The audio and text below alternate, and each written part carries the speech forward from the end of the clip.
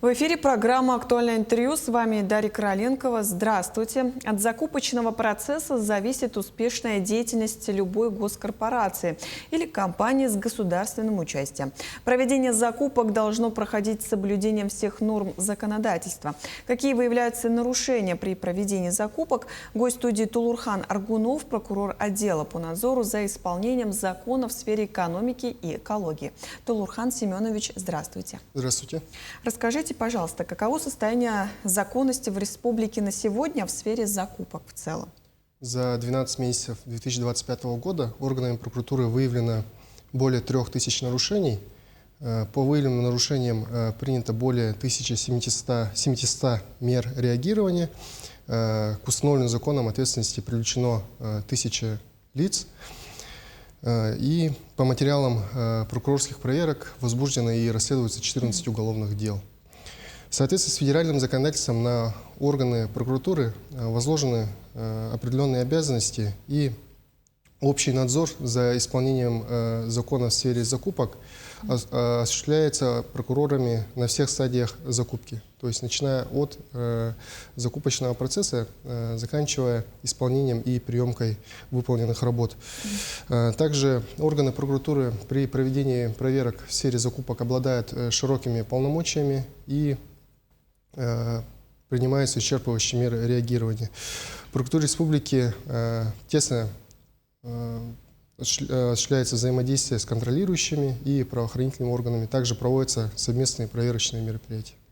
То есть какая роль отведена органам прокуратуры в контроле закупок?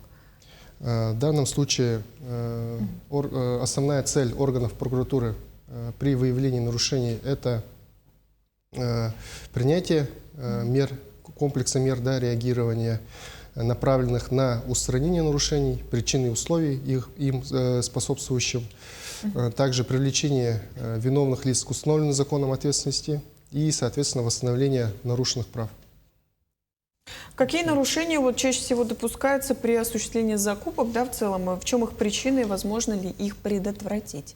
Нарушения носят, как правило, системный характер, они имеют и субъективный, и объективный характер. Нарушения можно разделить на несколько категорий с момента планирования и описания объекта закупки. Например, к первой категории можно отнести нарушения, которые допущены на этапе планирования и описания объекта закупки.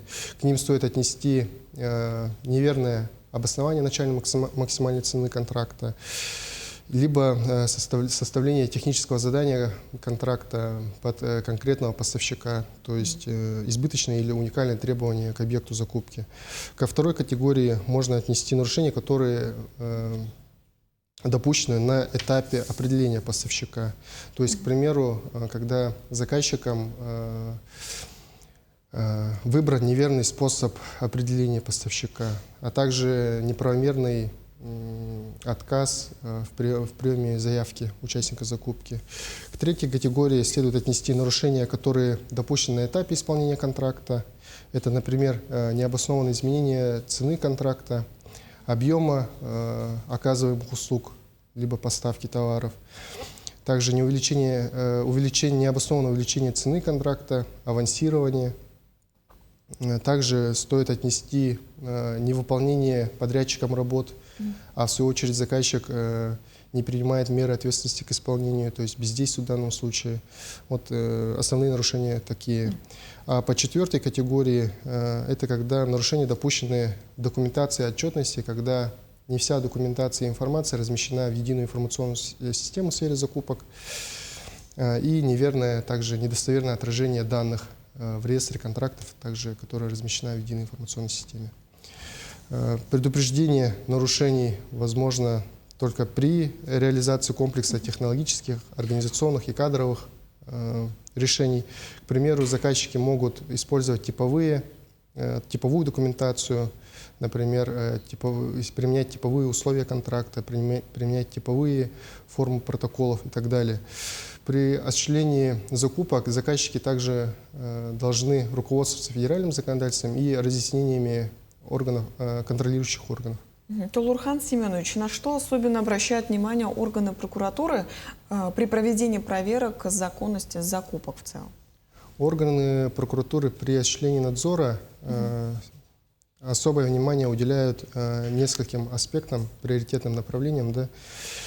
Среди них могу отметить это законность процедуры закупок, то есть имеется ли в плане графика закупок, например, учреждения данная закупка, да, имеются ли факты установления необоснованных требований к участникам закупки. Далее следует отнести законность заключения контракта с единственным поставщиком. У нас по статье 93 Закона о контрактной системе предусмотрен исчерпывающий перечень оснований, в которых заказчики могут заключать контракты без проведения конкурентных процедур. Под конкурентными процедурами понимается участие нескольких участников закупки, и контракт заключается с тем, кто предложит наиболее выгодные для заказчика условия. Например, ценовые характеристики, если говорить про аукционы, да, и иные в зависимости от вида конкурентных закупок. Следующее, на что обращает прокуратура при проведении проверок, это на своевременность оплаты по контрактам. По общему правилу, срок оплаты выполненного контракта составляет 7 рабочих дней с момента приемки выполненных работ либо оказанных услуг. Также при проведении проверки прокуроры обращают внимание на обоснованность цены контракта. Например, при проведении проверок, если говорить о законе 44 о контрактной системе в сфере закупок, то дается оценка правильности и метода, как самого метода обоснования, да, так и его порядка. Также стоит отнести реальность, добросовестность и своевременность исполнения контракта. Например, если подрядчиком несвоевременно выполнен контракт, этому также дается оценка, и также действием заказчика в части бездействия в принятии мер ответственности в отношении подрядчика в соответствии с условиями контракта. Ну и основная задача, конечно, это профилактика коррупции и ограничение коррупции. В данном случае дается оценка аффилированности между должностными лицами заказчика, так и участника закупки. А что насчет административной практики, да, за нарушение в названной сфере? Расскажите, пожалуйста, про это. Так, если говорить о законе о контрактной системе в сфере закупок, 44-й федеральный закон, то административная ответственность предусмотрена статьями 7.30.1 и статьей 7.30.2. Я остановлюсь на наиболее массовых, да, которые вот чаще всего применяются на практике. Например, за неверный способ определения поставщика предусмотрена административная ответственность по части 1 статьи 7.30.1. Предусмотрена для должностных лиц административная ответственность в виде штрафа от 30 до 50 тысяч рублей. Также необходимо отметить, что неверный способ определения поставщика, кроме административной ответственности, может также и повлечь признание контракта недействительной, ничтожной сделкой, что в свою очередь может также повлечь возложение на подрядчика обязанности по возврату уже оплаченных ему средств. За нарушение сроков и порядка и сроков размещения сведений и документов в единой информационной системе в сфере закупок предусмотрена административная ответственность частями 5 и 9 статьи 7.30.1. Данной санкцией предусмотрен штраф в размере от 10 до 20 тысяч рублей. В случае, если заказчиком несвоевременно размещен отчет об объеме закупок у субъектов малого предпринимательства и некоммерческих организаций, менее объема установленным законом, то есть это менее 25% от совокупного объема закупок, то в данном случае данные действия квалифицируются по части 11 статьи 7.30.1 и предусмотрена административная ответственность для должностных лиц от 40 до 60 тысяч рублей. За изменение существенных условий контракта предусмотрена административная ответственность по части 3 статьи 7.30.2 Кодекса Российской Федерации об административных правонарушениях. Также предусмотрен штраф в размере от 10 до 50 тысяч рублей. За нарушение сроков оплаты по контракту, то, что я вот говорил ранее, да, предусмотрена административная ответственность по части 8 статьи 7.30.2 Кодекса Российской Федерации об административных правонарушениях. Предусмотрен штраф до 50 тысяч рублей. Вот вы сказали про административную ответственность, а какова уголовная ответственность предусмотрена за вот конкретно уголовные дела по фактам злоупотребления, да, превышения полномочий, либо вот хищения денежных средств, например? в этом направлении? Конкретная статья и тяжесть наказания зависит от способа совершения преступления, суммы причиненного ущерба и обстоятельств дела, то есть состава самого преступления.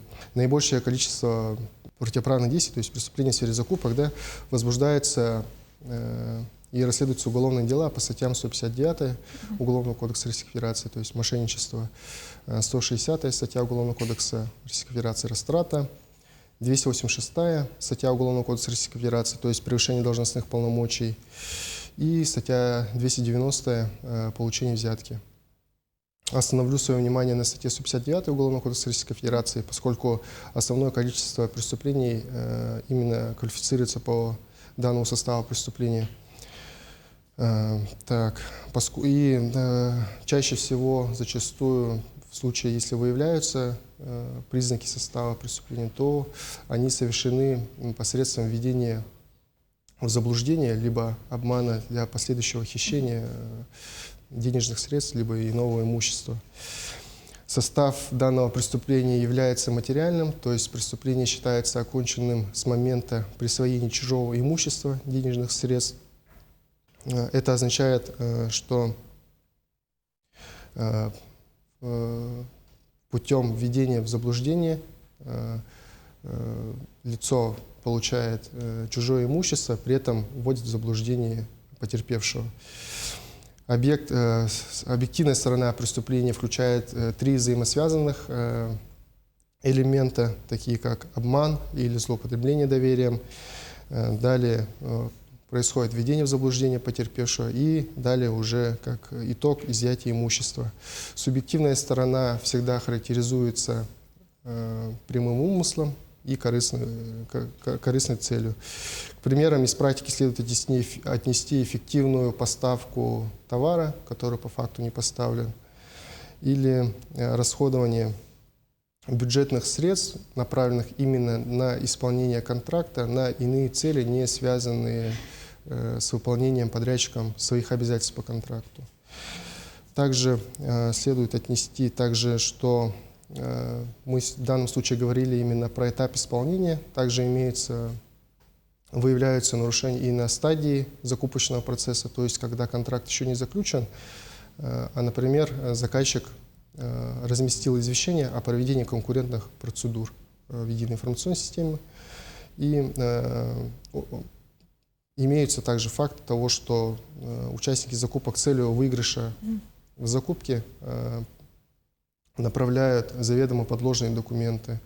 На практике прокуратуры республики была проведена проверка, по итогам которой установлено, что участник закупки с целью введения в заблуждение заказчика и последующего выигрыша в контракте представил поддельный контракт и поддельные документы о выполненных работах.